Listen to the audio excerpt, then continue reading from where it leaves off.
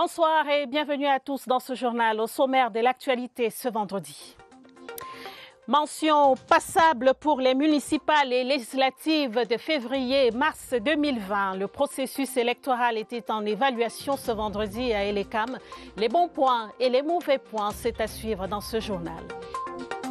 La biodiversité africaine au centre des enjeux de la lutte contre le Covid-19. Ce 22 mai, journée internationale de la biodiversité, rappelle l'impératif de préserver la nature, d'où pourrait venir la solution à la pandémie. La communauté musulmane célèbre la fête du Ramadan ce dimanche 24 mai, la lune n'ayant été aperçue nulle part au Cameroun. La Commission nationale du croissant lunaire invite les musulmans à intensifier les prières. Voilà pour les titres.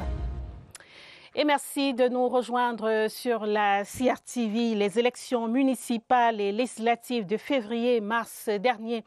Au scanner, le processus électoral était en évaluation ce vendredi à Yaoundé. Les acteurs de ce processus ont relevé des avancées, mais également des faiblesses qu'il va falloir corriger pour les prochaines échéances. Les travaux étaient présidés par le directeur général des élections, Éric Essoussé. D'autres détails avec Séverin Alégambili. À Elections Cameroun, l'élection étant un processus, un enchaînement d'opérations organisées dans le temps. Il est important d'en faire une évaluation pour des ajustements éventuels. Pour le cas précis des municipales et des législatives qui viennent de se dérouler, sur la base des rapports préliminaires des missions d'observation électorale, des rapports internes de l'ECAM, il s'agit de trouver des réponses aux questions soulevées par les parties prenantes pendant le double scrutin. Nous avons beaucoup évolué, les progrès sont immenses. Nous allons continuer surtout à travailler sur les fondamentaux des élections qui sont entre autres les inscriptions sur les listes électorales, le retrait des cartes électorales et surtout la participation au vote. On peut également noter que les groupes vulnérables, notamment les personnes handicapées, ne sont pas suffisamment prises en compte. On peut maintenant revenir sur les questions traditionnelles de sincérité du scrutin, de régularité des opérations de vote, notamment au niveau des bureaux de vote. C'est là où tout se joue. Et parmi les préoccupations, il y a la prise en compte du genre pendant le processus électoral. Au niveau national, nous avons une tendance qui est progressive et qui est encourageante. Mais nous notons qu'il y a un véritable problème au niveau local. Ce qui nous montre qu'il y a une bataille encore à conduire donc au niveau du changement des mentalités, au niveau des normes culturelles qui font barrière. Il y a eu des avancées considérables. Le nombre de femmes a augmenté, mais il faut continuer la sensibilisation sur les bonnes pratiques. À l'issue de cette session d'échange, les propositions des acteurs du processus électoral, à savoir les responsables de l'ECAM, partis politiques, administration publique, organisations de la société civile, ont touché tous les pans de l'organisation des élections au Cameroun. Plusieurs recommandations sont formulées, allant jusqu'à la modification de certains articles dans le code électoral pour que le Camerounais puisse croire non seulement au processus électoral au Cameroun, mais que la communauté internationale aussi puisse comprendre qu'il y a la volonté de pouvoir avoir une élection juste, libre et transparente pour le bien-être des Camerounais. Par la concertation permanente des acteurs du processus électoral, les leçons tirées du double scrutin de février-mars vont aider à l'amélioration de l'élection des conseillers régionaux. Ce 22 mai, journée internationale de la biodiversité, thème retenu au Cameroun, Covid-19, nos solutions sont dans la nature. Les pistes africaines et camerounaises à base de plantes peuvent être des solutions à la pandémie de coronavirus. Le Cameroun est en effet doté d'une biodiversité riche et variée, ce qui lui vaut d'ailleurs une bonne place dans les classements africains et planétaires. Rodrigue Bertrand, chez nous. En matière de biodiversité, le Cameroun est béni des dieux. Tenez, 92% des écosystèmes africains sont implantés sur son territoire. Avec ses 22 millions d'hectares de forêt, et il dispose du deuxième plus grand massif forestier du bassin du Congo. Près de la moitié des espèces d'oiseaux et de mammifères d'Afrique vivent dans ces forêts. Sur 9000 espèces de plantes déjà inventoriées au Cameroun, 595 sont endémiques, c'est-à-dire qu'elles n'existent qu'ici. La faune renferme 385 espèces de mammifères, 913 espèces d'oiseaux et 542 espèces de poissons. Ce qui, en termes de biodiversité floristique et faunique, hisse le Cameroun au 4e rang en Afrique, après l'Afrique du Sud, la RDC et la Tanzanie, et au 21e rang mondial, selon le classement effectué par le Fonds mondial de la nature, WWF. Cependant, de grosses menaces pèsent sur cette diversité biologique, entre autres les activités humaines, l'urbanisation galopante et surtout la surexploitation. Cette dernière touche 10% des espèces florales. 815 espèces fauniques sont menacées d'extinction. L'étude en cours sur l'évaluation scientifique et politique de la biodiversité et des services écosystémiques au Cameroun permettra d'avoir une étude précise de cet état des lieux pour mieux combattre ces menaces.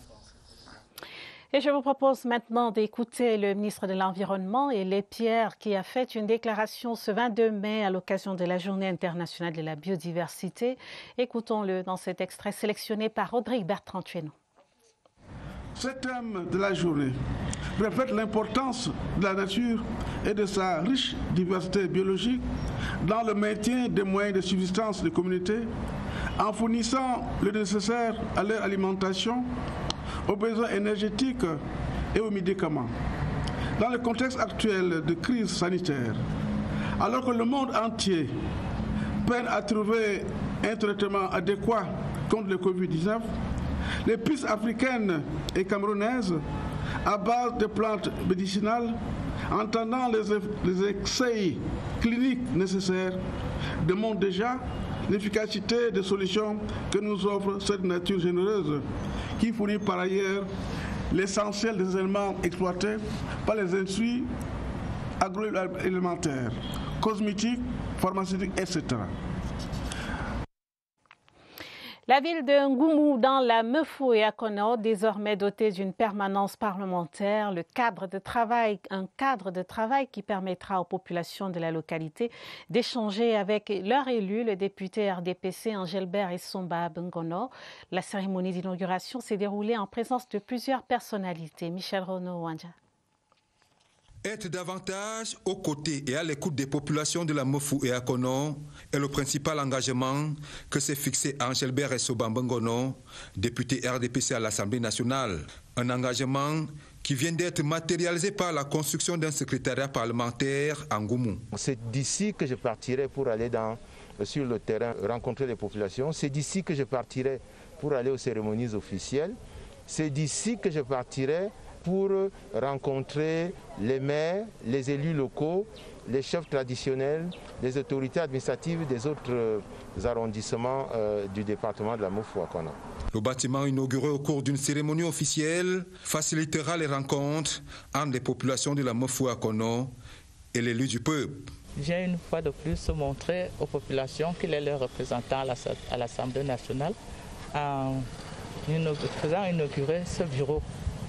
Et un bureau, il pourra accueillir les populations, les recevoir, écouter leurs doléances, leurs problèmes. Il est donc question pour le député Angelbert Essomba Bengono d'asseoir une véritable synergie avec les populations afin de mieux réfléchir sur les questions liées au développement. En économie, la France officialise la fin du franc CFA en Afrique de l'Ouest. Dès le 1er juillet 2020, les 8 pays de la zone ayant en commun cette monnaie adopteront l'éco. Le Trésor français renonce ainsi au dépôt des réserves de change de l'Afrique de l'Ouest, mais va continuer d'assurer la garantie de la nouvelle monnaie. Incidence de cette décision de la France avec Cyril Kingembebe.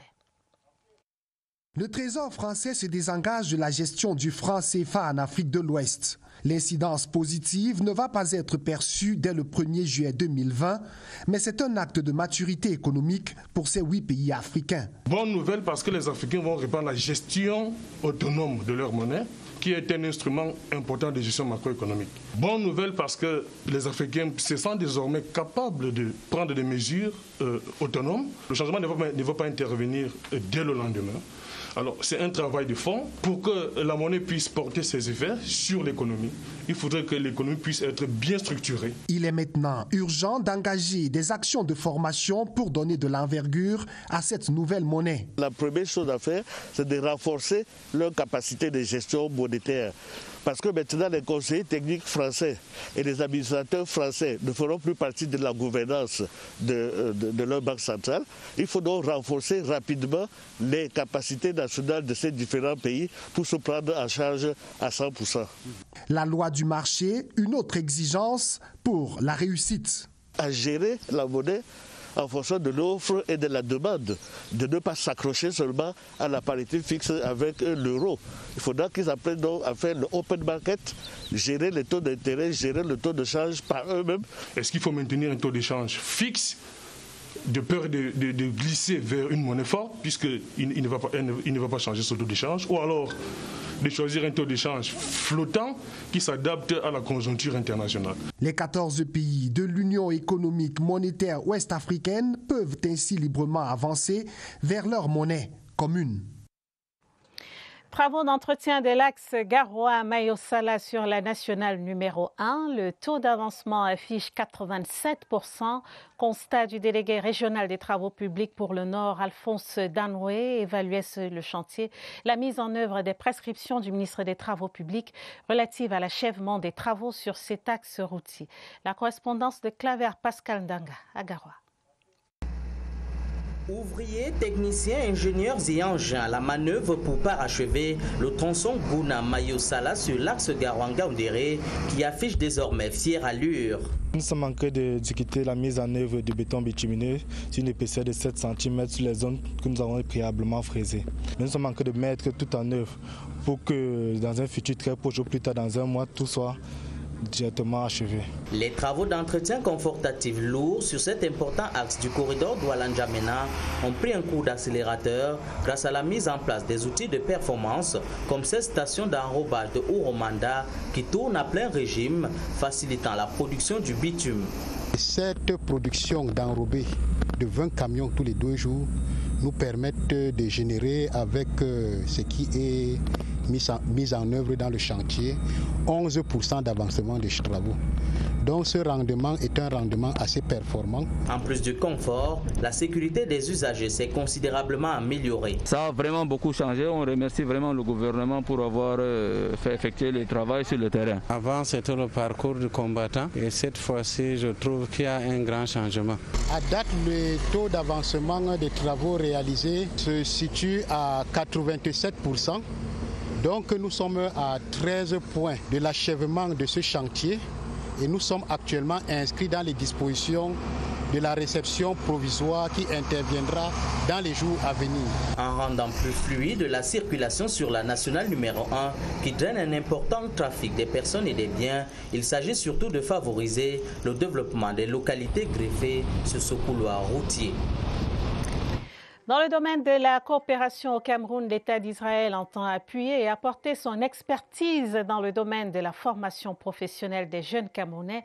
L'ambassadeur d'Israël, son Excellence Izi Yanouka, a été reçu en audience ce vendredi par le ministre de l'Emploi et de la Formation professionnelle. Issa Chiroma Bakari et son hôte ont échangé sur les contours de cette coopération académique. José Gaëtan Tianga. Covid-19 oblige, pas de poignée de main pour saluer la riche coopération bilatérale qui existe entre le Cameroun et Israël. Son Excellence Izi Yanouka, nouvel ambassadeur, veut faire profiter le Cameroun de l'expertise de son pays en matière de formation professionnelle. On a mis l'accent, et Monsieur le ministre a mis l'accent sur la formation et la formation les divers domaines de formation, soit agricole, de la santé, et toute autre chose selon les besoins du Cameroun. Cet appui de l'État d'Israël vient renforcer l'action du gouvernement en matière d'emploi et de formation professionnelle. J'ai donc souhaité que M. l'ambassadeur voit dans quelle mesure pourrions-nous avoir des experts israéliens qui viendraient ici pour dispenser sur place le savoir et le savoir-faire. Et j'ai dit également à M. l'ambassadeur si c'était possible d'avoir quelques équipements, c'est ce dont nous avons besoin. Israël entretient des relations diplomatiques avec le Cameroun depuis 1960 dans plusieurs domaines, notamment la culture, le transfert de savoir et de savoir-faire, l'agriculture et la médecine. Le nouveau président du conseil d'administration de la mission d'aménagement et d'équipement des terrains urbains et ruraux est en poste. Jamal Mustafa vient d'être installé dans ses fonctions au terme d'une session extraordinaire du dit conseil. Les détails avec Edaris Teinga. Jamal Mustafa est le premier président du conseil d'administration de la Maïtur depuis sa transformation en société à capital public le 25 avril 2019. Le désormais contrôleur de la gestion et de la performance de la mission d'aménagement a pris ses fonctions sur instruction d'Henri Eyebea, ici le ministre des Domaines, du Cadastre et des Affaires foncières. Je voudrais tout d'abord exprimer toute ma gratitude au président de la République pour avoir bien voulu placer sa très haute confiance à ma modeste personne. Je voudrais m'engager avec le conseil d'administration et la direction générale à mériter cette confiance. Pour son mandat de 3 ans renouvelable, l'expérience sera la boussole de l'administrateur civil principal de 50 ans, qui est aussi chef de mission au secrétariat général des services du Premier ministre. L'ancien premier adjoint préfectoral de Garoua, passé par la division des affaires intérieures du secrétariat général de la présidence de la République, a reçu des directives sur le cap fixé. Je l'ai engagé principalement à poursuivre la transformation de la Maïtur conformément à son nouveau statut, qui est celui de société à capital public avec l'État comme unique actionnaire, parachever la mise en conformité des textes de la Maïtur avec la loi et les lois en vigueur.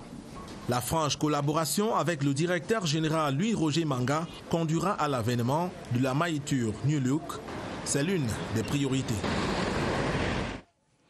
Croisade contre le coronavirus au Cameroun, la contribution de la République populaire de Chine, un important don de matériel sanitaire, des masques chirurgicaux et des thermoflash ont été remis au ministre des Relations extérieures par l'ambassadeur de Chine au Cameroun, son Excellence Wang Yingwu.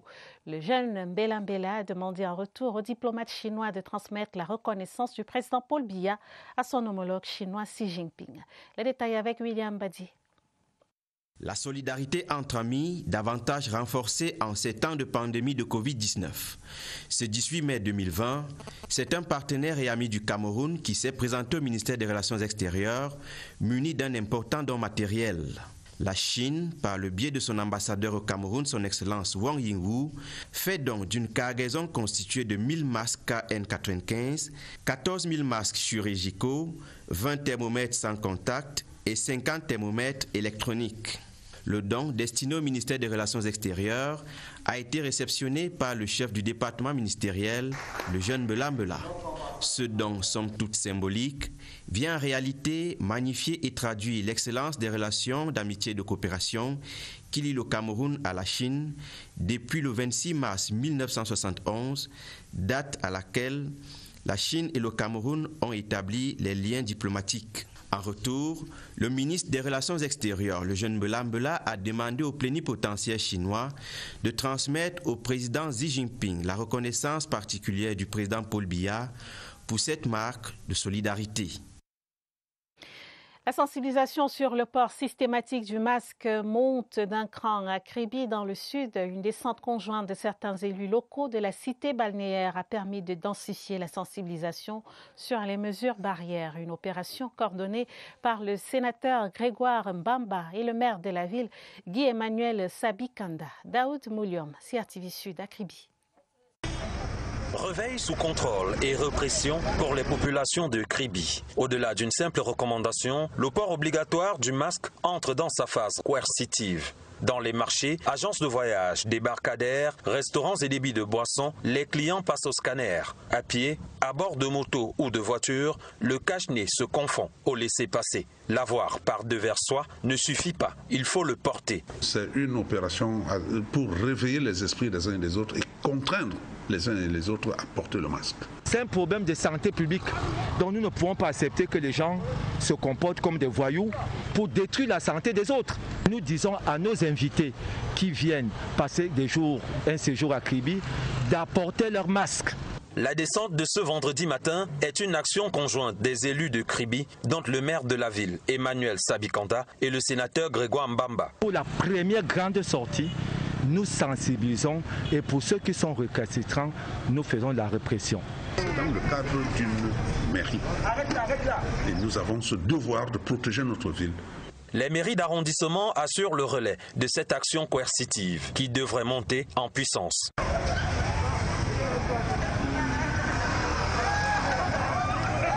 Nous demandons juste 2000 francs. 2000 francs avec quittance à l'appui, ça nous servira à acheter d'autres masques à d'autres personnes. La prise de conscience face au Covid-19 est progressive et perceptible à Kribi. Les places publiques prennent les allures d'espaces de déguisement ou de bals masqués. Et c'est pour une bonne cause. Des appuis aux communes du Diamaré dans l'extrême nord du Cameroun pour renforcer la riposte contre le Covid-19 au sein des populations et dans les milieux scolaires de la région. Le geste des sénateurs Julienne Djekaou et Alioum Aladi Amadou vise à protéger les élèves et les populations en ces temps de crise sanitaire et bien sûr en ces temps de veille de rentrée scolaire. Le reportage de Man Moussa Le Doublaise, CRTV Extrême Nord. Ils ont mutualisé leurs efforts pour obstruer le chemin à la Covid-19 dans le Diamaré. Ce matériel d'hygiène et sanitaire mis à la disposition des populations et des personnels de santé constitue pour ces membres de la Chambre haute du Parlement la preuve de leur engagement dans la lutte contre la pandémie. Tout ce que le chef de l'État fait, il est absolument important que, n'est-ce pas, tout le monde emboîte le pas. Notre action va plus dans ce sens-là. Nous demandons aux maires de sensibiliser. Il faut que tout le monde mette la main à la pâte. Nous sensibilisons, nous discutons avec ceux qui refusent même de porter le masque. Nos populations sont réticentes, ils ne veulent pas porter le masque. L'action de ces deux sénateurs doit faire des émules pour indiquer la pandémie dans le Diamaré. Aujourd'hui, nous avons vu des morts, nous avons perdu des gens très importants. Et là, il faut que les gens prennent conscience. Dans la perspective de la reprise des cours dans les écoles et lycées de la République, ce dont est venu au bon moment. Nous attendons toutes les âmes de bonne volonté qui peuvent voler au secours des populations. Parce que sans les populations, il n'y a pas d'élus. Il faudra effectivement que dans les salles de classe, qu'il y ait un dispositif de lavage des mains. Avec plus de 20 cas positifs, le Diamaré est sérieusement touché par la maladie. Accentuer la sensibilisation s'avère aujourd'hui un impératif. Les commerçants et les conducteurs de mototaxis de l'arrondissement de Yaoundé 1er ont reçu des masques de protection, un don spécial du chef de l'État, distribué cette semaine dans les espaces marchands de la capitale par le sous-préfet de cette unité administrative. Cosmas Nama a profité de cette sortie pour sensibiliser sur les règles barrières prescrites par le gouvernement. Etiel Pascal Azegui. Du marché du Founi. On est contre le Covid-19, c'est ça. Passant de la parole à l'acte, le sous-préfet de l'arrondissement de Yaoundé 1er prêche par l'exemple en arborant le masque aux commerçants du marché d'Mfundi. Cosmas Nama va réitérer le même geste auprès des Bayam Selam et des conducteurs de mototaxi dans les marchés des Toudi, des Liguedjoa et de Messassi. L'autorité administrative procède ainsi à la redistribution des masques faciaux gracieusement offerts par le président de la République. Un énième geste du chef de l'État, son Excellence Paul Biya, à l'endroit de ses compatriotes dans le cadre de la lutte contre la propagation de la pandémie de coronavirus dans l'arrondissement de Yaoundé 1er et partout au Cameroun. Marquons à présent notre traditionnelle halte au centre des opérations des urgences sanitaires de Messa, ici à Yaoundé, pour les dernières nouvelles sur la pandémie au Cameroun. Notre reporter Franck Evina est sur place avec son invité Rose Tatiana Essola, ingénieure du génie sanitaire. Bonsoir Franck, qu'a révélé le point de presse quotidien sur la maladie là-bas au COUPS?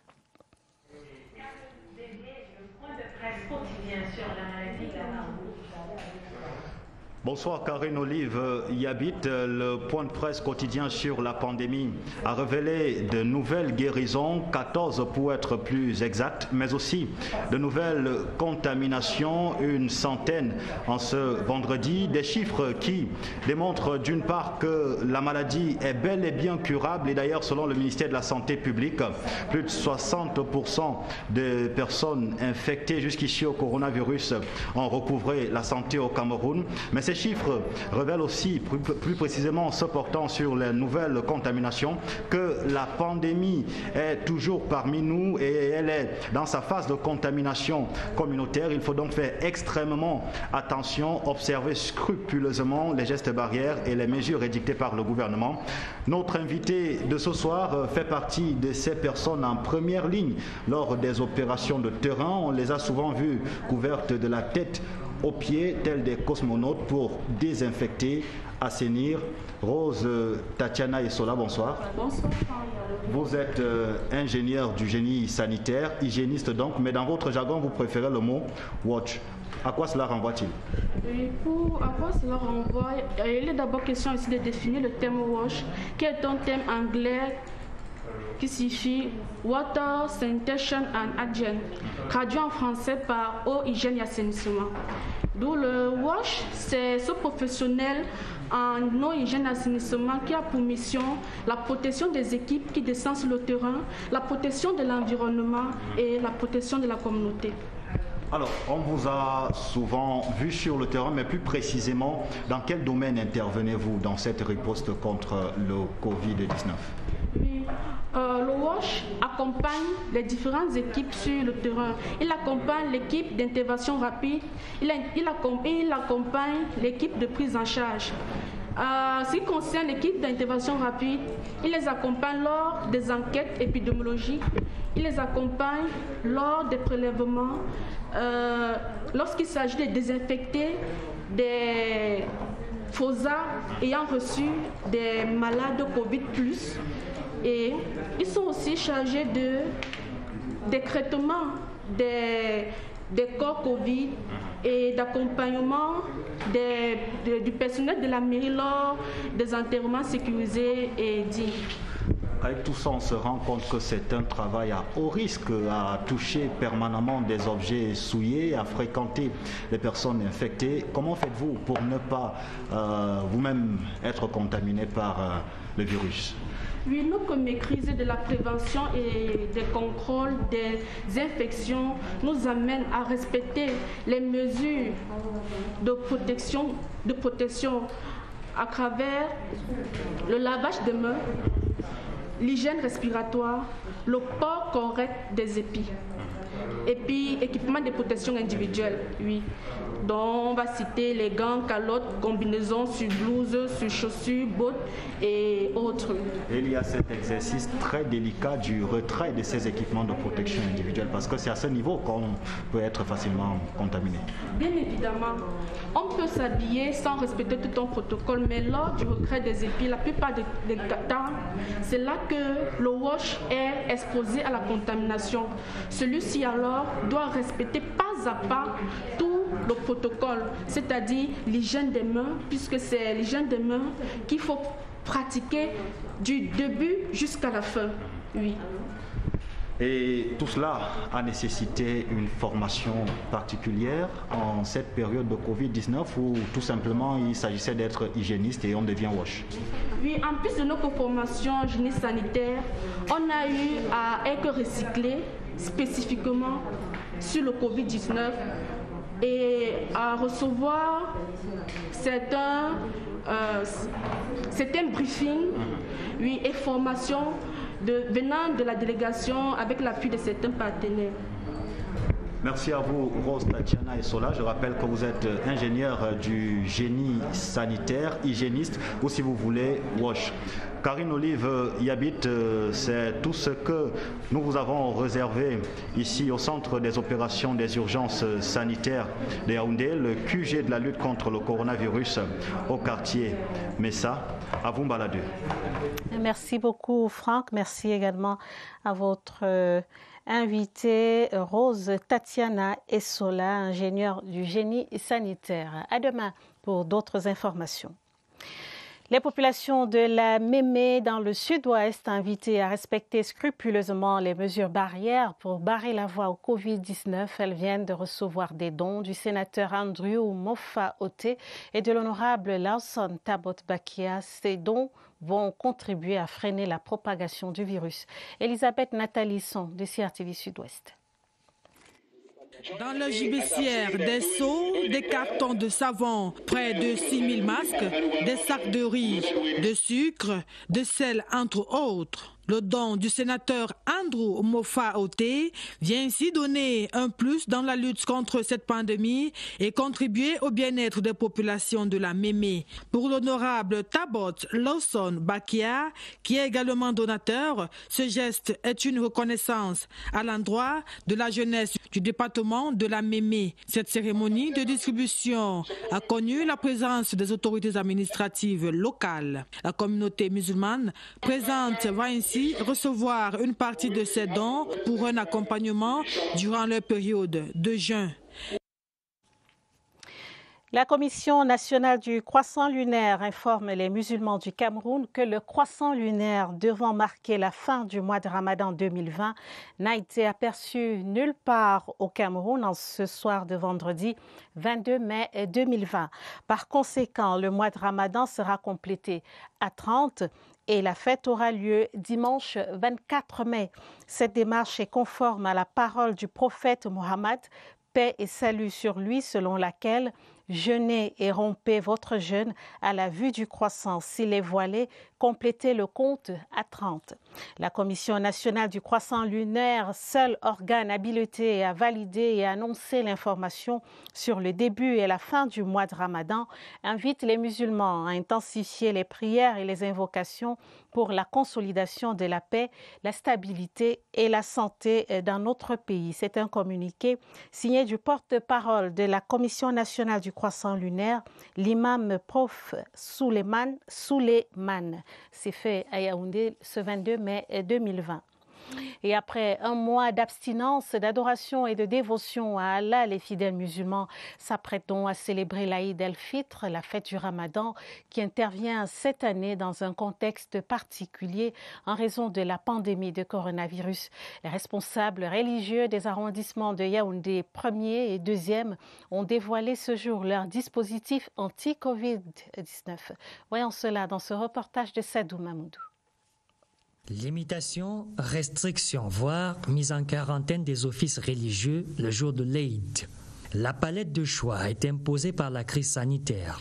Pour le complexe islamique de Tchinga à Yaoundé, le plus important du pays avec ses 20 000 places, autorités administratives et dignitaires musulmans accordent leur violon. Le complexe islamique de Tchinga, le palais polyvalent de sport également sera fermé. Police et gendarmerie vont veiller.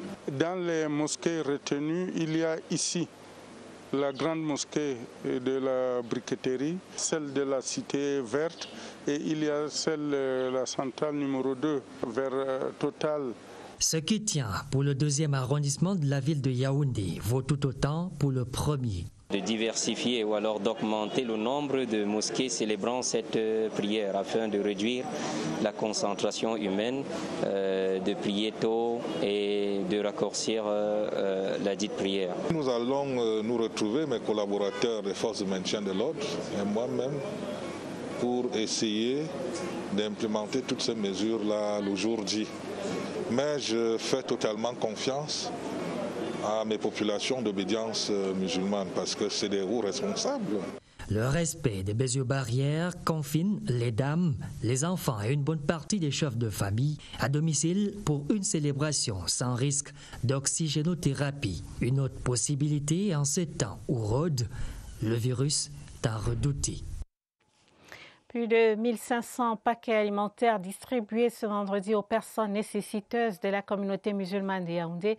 Le traditionnel don du programme national Zakatul Fitr permettra aux bénéficiaires de rompre le jeûne dans la dignité et passer une belle fête du Ramadan. Le reportage de Clovis Tchamabou de CRTV Centre. Cette fois encore, le défi a été relevé par les responsables du programme national Zakatul Fitr.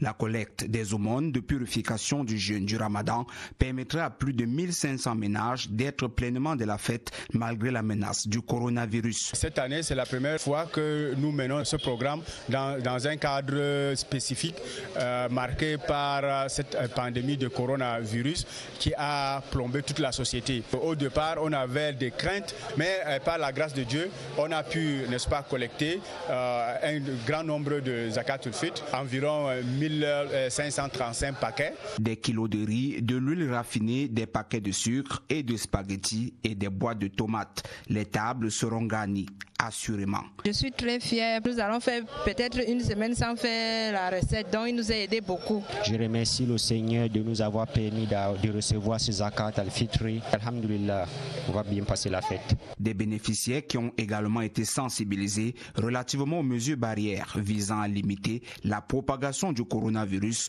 dans les communautés.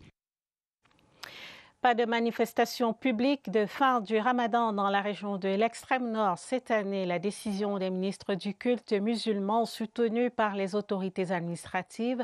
Le gouverneur Midi Yawa Bakari a réuni ce vendredi dans ses services les 6 préfets de la région et le lamido de Maroua pour harmoniser les mesures d'application de cette décision qui vise bien sûr à lutter contre la propagation du Covid-19. Plus de précisions avec Abdulaziz Amadou de CRTV Extrême Nord.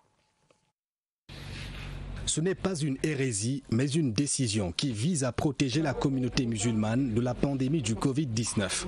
Au cours de cette réunion, le gouverneur de l'extrême nord a invité les 6 préfets de la région et le lamido de Maroua à veiller au respect des mesures barrières pendant cette fête de fin du Ramadan. Même dans les domiciles, les mesures prescrites par le Premier ministre doivent être respectées, à savoir le port des masques, le lavage des mains, la distanciation. On a rarement des familles qui dépassent 50 personnes, donc c'est bon pour le chef de famille d'être l'imam. Outre l'interdiction des manifestations dans les champs de prière, les visites dans les familles sont également proscrites. Les parents ont été invités à cet effet à veiller à l'encadrement de leurs enfants. Et ce mois de jeûne du mois de Ramadan, les fidèles musulmans l'ont vécu de façon particulière cette année en raison de la pandémie du coronavirus.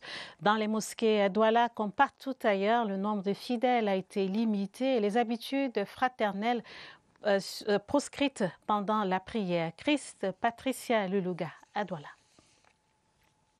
Tout est déjà prévu dans le Saint-Coran. Le mois du jeûne de Ramadan, édition 2020, a tiré sa source dans le livre révélé. Le prophète Mohammed était obligé de défendre la cité contre des idolâtres et de défendre les biens de la population, leur santé et la survie de la nation. Et les musulmans, les croyants étaient donc obligés à la fois de jeûner et de résister à la bataille contre les ennemis. Le Ramadan 2020 a été ce Ramadan de bataille et l'ennemi n'est autre que Covid-19. Pendant cette période de pandémie, dans les lieux de prière, en dehors des mesures barrières connues, d'autres dispositions ont été prises pour éviter la propagation du virus. L'usage de tapis personnels, parce que généralement dans les mosquées, il y a des grands tapis, mais non, c'est chacun qui tient son tapis et on a refusé le partage de chapelets. Et pour que ces mesures soient assimilées par tous, il a été demandé aux prédicateurs d'axer les sermons sur l'actualité de la pandémie. Nous n'ignorons pas que beaucoup de personnes dans la communauté ne sont pas à l'écoute parfois de ce qu'on dirait dans un français soutenu ou encore un anglais assez plus soutenu. C'est la raison pour laquelle nous avons demandé, n'est-ce pas, à ce que les sermons puissent être assez traduits. En raison de la pandémie du Covid-19, la fête du Ramadan se célébrera dans la sobriété. Et justement, à quelques heures donc, de cette célébration, les préparatifs s'intensifient à Maroua, dans l'extrême nord du Cameroun. Les marchés sont pris d'assaut, c'est la ruée vers les produits de consommation. Les couturiers, quant à eux, s'activent pour livrer les vêtements à temps. Le reportage de Lionel Mingué à Maroua. Marché central de Maroua, les ateliers de couture tournent à plein régime à quelques jours de la fin du mois de Ramadan. Beaucoup de gens se plaignent en disant nous les tailleurs, on aime faire les va-et-vient à nos clients. Mais le problème est que la lumière nous dérange. On est obligé de travailler nuit et jour pour satisfaire nos clients. Ce qui est sûr, samedi, on ne sait pas si c'est samedi ou dimanche la fête. Mais ce qui est sûr pour moi, j'espère que je vais livrer tous mes clients. Rien ou presque n'est négligé pour célébrer avec faste la fête du Ramadan. C'est le cas d'Abdoulaziz, venu se procurer un vêtement. Moi je suis venu pour récupérer un habit de fête.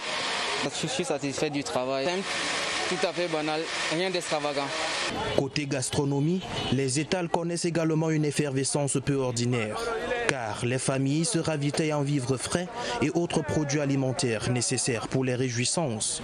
J'ai besoin d'acheter quelques condiments, de la tomate, un peu de viande et un peu de farine pour pouvoir faire des cacahuètes et autres. Le marché devient de plus en plus cher. Un morceau de niam est devenu presque 2 fois plus cher. On nous taxe un morceau à 3 000 francs. Dans les lieux de prière, notamment à la grande mosquée de Dougoy de Maroua, l'heure est au recueillement en attendant le jour J. Et les fidèles musulmans de la région de l'Ouest se préparent à célébrer la fête du Ramadan dans le respect des mesures barrières. Dans les familles, c'est le temps des derniers réglages, habillement, coiffure, ravitaillement, rien n'est laissé au hasard. Le reportage de Christelle Kémonier, CRTV Ouest. Les préparatifs de la fête du Ramadan vont bon train dans la région de l'Ouest. Ici, dans les ateliers de couture, tout est mis en œuvre pour livrer les tenues à temps. Du côté des vendeurs de vêtements, la clientèle afflue en cette veille de fête, même si l'on note une baisse par rapport à l'année dernière.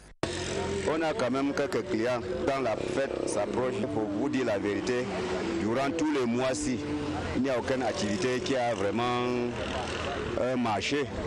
Parce qu'avec la maladie de coronavirus, là, ça anéantit beaucoup de choses. Les ménagères, quant à elles, s'attellent à approvisionner les tables afin de faire plaisir à leur progéniture. Le poulet, là, le riz, le jus, c'est ce qu'on a prévu pour la fête. Les dernières touches de beauté ne sont pas en reste. Je suis déjà prête, je me suis cressée, j'ai mis mon lalé. Avec la pandémie du coronavirus, les leaders religieux ont pris des dispositions pour éviter la propagation du virus. On n'est pas sorti pour aller là où on sort souvent pour aller libre, pour aller prier. Chaque imam doit savoir comment fêter en famille avec les autres familles. La prière se fera en famille dans le respect des mesures barrières. Et je signale dans ce journal des télégrammes officiels de félicitations adressés au chef de l'État camerounais à l'occasion de la fête nationale du 20 mai dernier, du 20 mai 2020. Il s'agit des messages des présidents Alassane Ouattara, président de la République de Côte d'Ivoire, son Excellence Moussa Faki Mahamat, président de la Commission de l'Union africaine, Sa Sainteté le patriarche Nicolas Ier, le patriarche orthodoxe des nations, Dr Komidor Djimolou, ambassadeur du Cameroun auprès de la République du Congo-Brazzaville, et puis son Excellence Anouche le Solomon Azombi, haut-commissaire pour la République du Cameroun au Canada. On reparle pour finir du discours du chef de l'État prononcé justement la veille de la célébration de la fête de l'unité. Et c'est avec beaucoup d'attention que les populations et forces vives des Bolova dans le sud ont suivi ce discours du président de la République. Le message du chef de l'État est venu rassurer et redynamiser le combat contre le coronavirus. Voici quelques avis compilés dans ce reportage de Charles Abossolo au bas de CRTV Sud. 20 heures tapantes, quand l'hymne national retentit sous les ciels des Bolova, les habitants de la ville sont tout cuits. Dans les domiciles, débits de boissons et autres lieux publics, le discours du chef de l'État est suivi avec la plus grande attention. Une adresse présidentielle inédite, la veille d'une fête nationale de l'unité perturbée par le Covid-19 qui vient rassurer les populations. Très rassurant parce que certains ont cru le président absent du champ de l'action, alors que c'est lui qui est à la manœuvre, c'est lui qui instruit le gouvernement. Dans une ville où l'ouverture des débits de boissons et restaurants tend à faire oublier les règles barrières, le discours du président de la République vient éveiller les consciences. Il a demandé aux Camerounais de veiller à ce que nous combattions ensemble cet ennemi commun. Donc nous pensons que ce discours est rassurant. Le gouvernement est avec ses citoyens. Le pari n'est pas gagné, il faut encore plus d'efforts et de solidarité. Appel suivi par les élites et forces vives du département de l'Anvila. Il y a également un ensemble d'actions que nous allons poursuivre à titre individuel. En tant que parlementaire, je suis en train de confectionner 10 000 masques parce que aujourd'hui, le masque est incontournable dans la lutte contre le Covid. À Bolova, les troupes restent donc plus que jamais mobilisées pour accompagner le chef de l'État dans la bataille contre ce virus qui prive les Camerounais cette année des festivités de ce qu'ils ont de plus cher, l'unité nationale. Et c'est la fin de ce journal, une édition préparée avec la collaboration de Étienne Pascal Azégué, Caroline Ouetté et Mirabel Tala. Prochain rendez-vous avec l'information sur la CRTV à minuit. Vous serez en compagnie de Georges Marcel Messila et Guibert Onguédé. J'aurai le plaisir, quant à moi, de vous retrouver demain lorsqu'il sera 20h30. Très bonne soirée à tous et puis restez chez vous.